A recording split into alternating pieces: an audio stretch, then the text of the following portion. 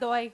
Hello, I'm Karen Mangiacotti. Welcome to Danger Snacks. Recently at my daughter's school, the principal made an announcement over the loudspeaker, reminding students to adhere to the dress code. Students, this is a reminder to cover up, especially the girls. Yeah, that didn't sit well with my daughter. She told me about it when she got home. Here's the thing, kids. There's nothing wrong with dress codes. There's nothing wrong with reminders about dress codes, especially as warm weather approaches. But there is something very wrong with singling out one gender. Why? Why necessary? You're already reminding everyone. So are you just assuming that your reminder is going to be ignored? Do you feel that powerless? Or is it especially important for you to let the girls know that they are being watched especially? Or are you just reminding the whole school in general that dress codes really only apply to female students? I just don't get it. When I contacted the principal with my concern, she said, well, we don't have a problem with the boys violating the dress code. Irrelevant! Boys tend to get in more physical altercations than girls do, but it is highly inappropriate to say, remember no fighting, especially the boys. So, when you divide up a group and you put one half of the group in a position of superiority, stay with me, because I'm talking about the boys here. They are in a position of superiority because it feels like they're exempt from the rule.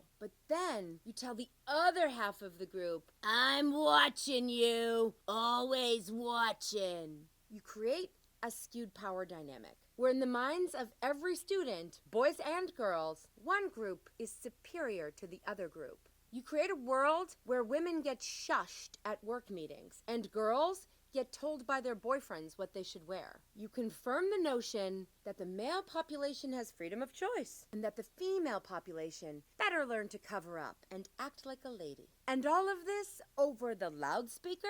Come on, we can do better. I had a civil discourse with the principal, and at the end of the day, it's all good, and she will be more mindful in the future. But if my daughter wasn't my daughter, if she wasn't acutely aware of the effects of gender bias in speech, this would have continued and been just another subtle way that we let girls know that they need to know their place. It didn't need to be especially the girls here, kids. It's especially the students who agreed to this dress code when they came to this school. It's especially those of you with different clothing for warmer weather. It's especially those of you who continually violate the dress code. There are a lot of ways that you can qualify this, but gender should not be one of them. But when you make it especially about girls, you confirm what we've all been taught. Boys will be boys, but girls better watch it. These kinds of dress codes and their enforcements are about us needing to make girls feel shame. They're about not having enough respect for boys to be responsible for their own distractions. And when we reaffirm these old ways of thinking, it's bad for everyone,